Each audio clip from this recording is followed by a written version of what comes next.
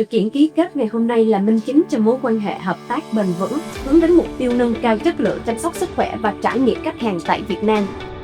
Rip Madison luôn lựa chọn đối tác với 3 tiêu chí. Thứ nhất đó chính là đảm bảo sự uy tín và có năng lực toàn cầu. Thứ hai đó chính là tính hợp pháp và chuẩn bị khoa quốc tế. Các công nghệ và các thiết bị đều phải được cấp phép và chứng nhận bởi các tổ chức uy tín. Và tiêu chí thứ ba đó chính là hiệu quả được chứng minh bằng lâm sàng.